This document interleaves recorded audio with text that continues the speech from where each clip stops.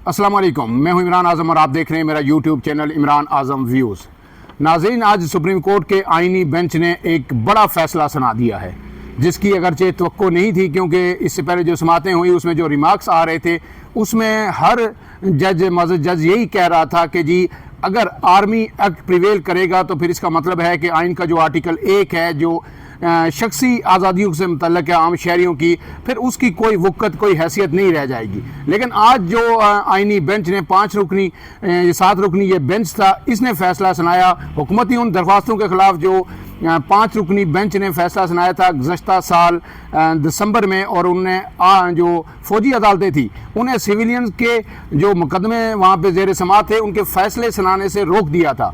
लेकिन आज जो आइनी बेंच है उसने फ़ौजी अदालतों को सिविलियन के मुकदमात का फ़ैसला सुनाने का इख्तियार दे दिया है और उन्हें इजाज़त दे दी है कि आप जो सिविलियंस के जो मुकदमात हैं उनके फ़ैसले सुना सकते हैं। मुख्तसरन 2 से 3 लाइनें इस फैसले की पढ़ूंगा और उसके बाद अदील सरफराज हमारे साथ मौजूद हैं। इन्होंने आज तमाम समात को कवर किया, किस तरह ये देखते हैं, कितना बड़ा ये फ़ैसला है, इसका इम्पैक्ट क्या होगा, उस पर हम डिटेल में बात करेंगे। सुप्रीम कोर्ट के आइनी बेंच ने फौजी अदालतों को 85 मुलजमान के फैसले सुनाने की इजाज़त दे दी। आइनी बेंच ने करार दिया कि फौजी अदालतों के फैसले सुप्रीम कोर्ट में ज़ेर इल्तवा मुकदमे के फैसले से मशरूत होंगे। यानी हतमी फैसला जो आएगा, अभी तो ये ज़ेर समाअत है और आइनी बेंच ने यह कहा है कि जनवरी में हम इसके मुकम्मल करना चाहते हैं इस केस की समाअत को, तो उसमें अगर ये फ़ैसला हुकूमत की जो इस्तदा है या दरख्वास्तें मुस्तरद हो जाती है तो जो फैसले अब ये फौजी अदालत सुनाएगी वो सारे रिवर्स हो जाएंगे। और इसके बाद उन्होंने कहा कि आइनी बेंच ने कहा कि जिन मुलजमान को सज़ाओं में रियायत मिल सकती है वो रियायत देकर उन्हें रिहा किया जाए, जो लोग PTI के इस वक्त अंदर हैं, और जिन मुलजमान को रिहा नहीं किया जा सकता उन्हें सज़ा सुनाने के बाद जेलों में मुंतकिल किया जाए। अदील सरफराज साहब, क्या यही तवक्को थी आपको, यही फ़ैसला आएगा? आपने सब समात को कवर किया, क्या कहेंगे इस पे? सर देखें, बेंच से तो हमें यही तवक्को थी। जहाँ तक आप ताल्लुक़ है उन ऑब्जर्वेशंस का जो आप जस्टिस जमाल खान मंदोखेल की ऑब्जर्वेशंस का हवाला दे रहे हैं या दीगर जजेस साहिबान की, वो ऑब्जर्वेशंस अब भी इंटैक्ट हैं। देखें, बात ये है कि मैं तो इस केस को थोड़ा सा आपको पीछे जाना होगा, देखना होगा ये मुकदमा शुरू कब हुआ था। ये मुकदमा है बेसिकली 9 मई से मुतालिक।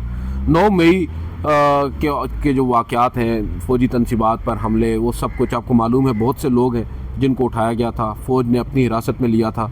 पहले इंसदाद दहशतगर्दी की अदालतों में गए, वहाँ से विदाउट एनी स्पीकिंग ऑर्डर्स मुंतकिल हो गए तमाम केसेस मिलिट्री कोर्ट्स को। 104 केसेस थे। बाद अज़ां फिर हमने देखा सुप्रीम कोर्ट ऑफ पाकिस्तान में बड़े पाकिस्तान के नामवर जय्यद वकला आ गए। उन्होंने कहा जी फ़ौजी अदालतों में सिविलियंस का ट्रायल नहीं हो सकता। उन्होंने आइनी दरख्वास्तें दायर कर दी। जनाब जस्टिस उमर अताब बंदयाल साहब, वहाँ से सर ये कहानी शुरू होती है। जस्टिस उमर अताब बंदयाल साहब ने पहले 9 रुकनी बेंच बनाया, फिर वो 7 हुआ, फिर वो 6 हुआ, इवेंचुअली 5 रुकनी बेंच ने जस्टिस बंदयाल साहब की रिटायरमेंट के बाद जाकर फ़ैसला सुनाया। अब दिलचस्प बात यह है सर, जस्टिस उमर अताब बंदयाल साहब, असल में तो आप अगर ज़िम्मेदारान का तयन करें ना तो सबसे पहले जस्टिस उमर अताब बंदयाल साहब का नाम आता है। वजह यह है कि उनके दौर में ये फ़ैसला होने के बिल्कुल करीब था।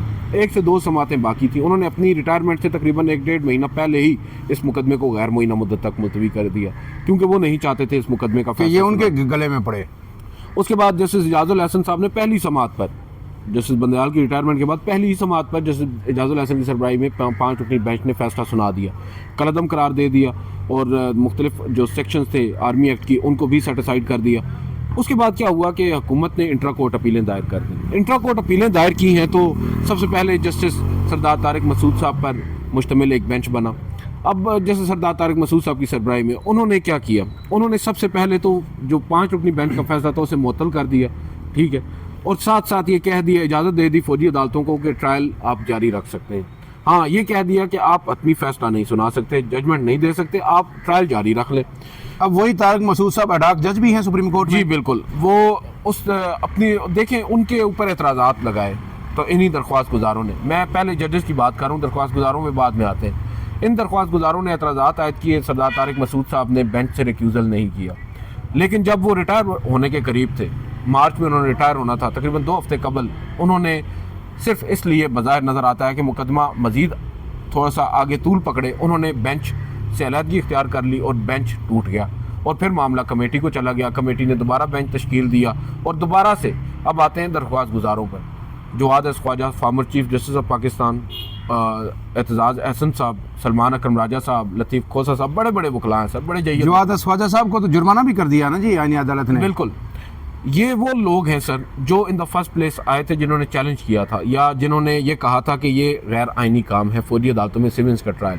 अब इनकी संजीदगी का आप आलम चेक करें कि पहले तो सुप्रीम कोर्ट ऑफ पाकिस्तान का मैंने तयन कर दिया कि वो किस कदर संजीदा थी इस मुकदमे का फैसला करने में, मगर इनकी संजीदगी का आप आलम ये चेक कीजिए कि जब जब भी बेंच टूटा है जवाज़ इन्होंने ही फ्राहम किया है। कभी एक दरख्वास्त, कभी दूसरी दरख्वास्त, ये बेंच ठीक नहीं है, ये बेंच ठीक नहीं है।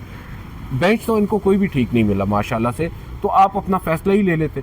अब देखें, पहले आपको याद होगा शुरू में हमने उस वक्त भी एतजाज़ अहसन साहब से ये बात कही थी जब उन्होंने कहा था कि 20 लोग वो हैं, अटॉर्नी जनरल ने बताया कि जिनकी सज़ाएं नहीं हैं, जो बरी होते हैं। तो इन्होंने कह दिया कि अदालत ने कि आप उनका फैसला कर दें। तो उस वक्त इनको चाहिए था ना कि अगर ये असूल पर खड़े हैं कि भाई हम कैसे उनका इख्तियार समात तस्लीम कर लें। अगर हम उनको ये कह देते हैं कि वो कर दें उनका फैसला, तो दैट मीन्स कि हमने इख्तियार समात तस्लीम कर लिया। इन्होंने फौजी अदालतों का, हाँ जी, इन्होंने उनका इख्तियार समात तस्लीम कर लिया, अपने 20 लोग रिहा करवा लिए, ठीक है, उनको रिलीफ मिल गया। बात यह है कि सर 1.5 साल हो गया, 1.5 साल में इन वकला ने क्या किया है, सुप्रीम कोर्ट ऑफ पाकिस्तान ने क्या किया है, फैसला वहीं का वहीं खड़ा है, अमल दरामद नहीं हुआ 5 रुकनी बेंच के फैसले पर। उल्टा फौजी अदालतों में सिविल्स के ट्रायल की आज सुप्रीम कोर्ट ऑफ पाकिस्तान ने इजाज़त दे दी है। ये कह दिया है सुप्रीम कोर्ट ऑफ पाकिस्तान ने कि आप अब देखिए यहाँ पर एतजाज़, ये तो बड़ा अहम नुकता है ना कि आप बिल्कुल फैसले भी सुनाएं, ट्रायल भी कर सकते हैं, फैसला भी सुना सकते हैं, बात की बाद में देखी जाएगी कि फैसला क्या आता है। मकसद क्या था? मकसद ये था 9 मई के वाक़यात में मुलविस अफराद का फौजी अदालतों में ट्रायल, उनको वहाँ से सजाएं देना, वो दोनों मकसद हासिल हो गए ना। बिल्कुल सही है, सुप्रीम कोर्ट ऑफ पाकिस्तान की मोहर लग गई, उसमें आईनी बेंच बनाने का जो मकसद है वो भी हासिल हो गया, 26वीं आईनी तरमीम का भी हासिल हो गया। बिल्कुल, वो तो आईनी बेंच से पहले भी माशाल्लाह यही हो रहा था। लेकिन ये जो दरख्वास्त गुजार हैं आपके एतजाज़ अहसन साहब, आज देखें, आज सुप्रीम कोर्ट ऑफ पाकिस्तान तो ये फैसला नहीं दे रही थी, सुप्रीम कोर्ट ऑफ पाकिस्तान तो समात मुलतवी कर रही थी। अब देखें जजेस को अपनी छुट्टियां कितनी प्यारी हैं भाई, 2 दिन आप छुट्टी अपनी कैंसिल कर दें, मौसम सरमा की तातीलात।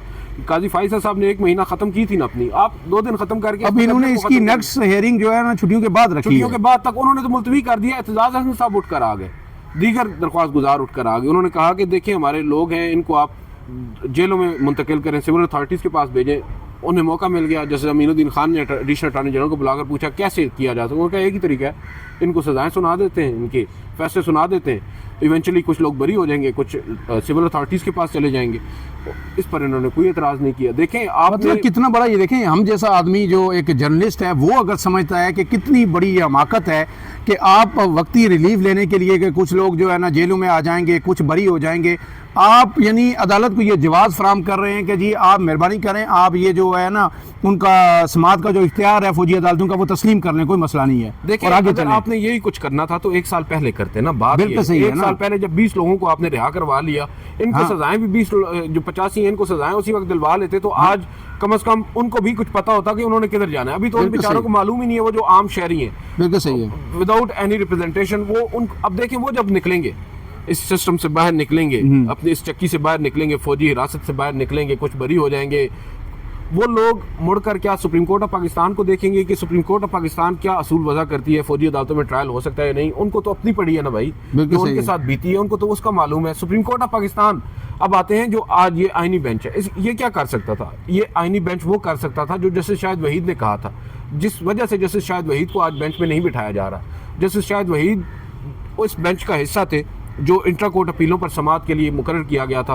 उन्होंने एक सवाल, एक बड़ी अहम ऑब्जर्वेशन दी थी। उन्होंने कहा था कि हम इन लोगों को ज़मानत दे सकते हैं उस जस्टिस एजाजुल हसन की सरबराही में 5 रुकने फैसले की बुनियाद पर, उसको बेस बनाकर, और सुप्रीम कोर्ट बाद अपना फैसला कर ले।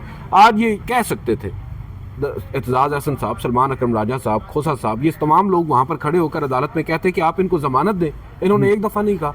ज़मानत इनको अगर मिल जाती, साथ सुप्रीम कोर्ट ऑफ पाकिस्तान फौजी अदालतों को कहती कि आप अपना फैसला नहीं सुना सकते जब तक हम कंक्लूड नहीं कर लेते, और उसके बाद अपना ये एक रास्ता था, उन्होंने वो रास्ता नहीं अपनाया। तो इतनी ये समझ नहीं आती कि इतनी जल्दी उन्हें क्या थी, जजेस को भी, वकला को भी, फ़र्ज़ कि आपने इसको कंक्लूड ही करना था। आप कह रहे हैं कि हम जनवरी के में इसको हर सूरत कंक्लूड करेंगे, और उन्होंने कहा जी हमने 26वीं आईनी तरमीम के खिलाफ भी दरख्वास्तें सुननी और फौरी रिलीफ देना है, ठीक है। तो आप अगर जब 1 साल से वो अंदर बंद हैं, वो चक्की में हैं, तो 1 महीना और लग जाता ना, आप कंक्लूड करते, कोई पता तो चलता ऊँट किस करवट बैठे उठेगा। ये आधा जो है ना तीतर आधा बटेर, आपने कह दिया फैसले आप जो है ना सुना दें लेकिन वो मशरूत होंगे हमारे हतमी फैसले से। सर वो तो वैसे ही होंगे। देखें सुप्रीम कोर्ट ऑफ हाँ। पाकिस्तान में एक केस चल रहा है, उसी मुतालिक चल रहा है। फौजी अदालतों ने फैसले करने हैं, ठीक है, उनको सजाएं सुनानी है नहीं सुनानी जो भी करना है। जब फौजी अदालतें फैसले सुनाएंगी और इस दौरान सुप्रीम कोर्ट ऑफ पाकिस्तान अपना फैसला कर लेती है या 5 रुकनी बेंच के फैसले को बरकरार रखती है या उसे सेट असाइड करती है और इजाज़त दे देती है, दोनों सूरतों में इस फैसले का असर डायरेक्टली फौजी अदालतों वाले के फैसलों पर पड़ेगा। वो तो एक गैर ज़रूरी बात है। मेनली ये चीज़ है कि सुप्रीम कोर्ट ऑफ पाकिस्तान बहुत कुछ कर सकती थी, वो उन्होंने नहीं किया। वकला दरख्वास्त गुजार मादरत के साथ बहुत कुछ ले सकते थे, उन्होंने लेने की ख्वाहिश भी नहीं जाहिर की। तो ऊंची दुकान और फीका पकवान ये जो आज बड़े बड़े वकला जो नाम थे, लेकिन इसमें 2-3 अहम रिमार्क्स और पढ़ देता हूँ आपको। जैसे जमाल मंदोखेल ने कहा कि आर्मी में कोई शख्स ज़बरदस्ती अपनी मर्जी से नहीं जाता। आर्मी ज्वाइन करने वाले को इल्म होता है कि उस पर आर्मी एक्ट का इतलाक होगा। आर्मी एक्ट के तहत बुनियादी हुकूक मैसर नहीं होते। आर्मी एक्ट बनाई फौज की मुलाजमत के कवायद और डिसिप्लिन के लिए गया है। जब ये फौजियों के लिए बनाया गया, उसके डिसिप्लिन के लिए बनाया गया। रिमार्क्स ये दे रहे हैं, फैसला कुछ आप और दे रहे हैं। और इसके साथ उन्होंने एक बात की कि जमाल मंदोखेल ने कि क्या अपील में अदालत सिर्फ अपील कुनंदा की इस्तिदा तक ही महदूद रहेगी, क्या अदालत फैसले के दिगर पहलुओं का भी जायजा ले सकती है। जस्टिस अमीनुद्दीन जो सरबराह हैं उन्होंने रिमार्क दिए कि फ्रीकैन अपने मारूजा तक महदूद रह सकते हैं लेकिन अदालत नहीं रहेगी। इसके बाद अब ये समात जो है जजेस की जो छुट्टियां हैं तातीलात है उसके बाद तक मुलतवी हो गई और इसके बाद अब फैसले फौरी तौर पर फौजी अदालत सुनाएगी और उसके बाद उनकी जो हतमी फेट है उन लोगों की उनका क्या बनेगा, ये इस फैसले के हतमी फैसले से जो है ना वो मशरूत कर दी गई है। फ़िलहाल के लिए इतना ही। अपने मेज़बान इमरान आज़म को इजाज़त दीजिए। अल्लाह हाफिज़।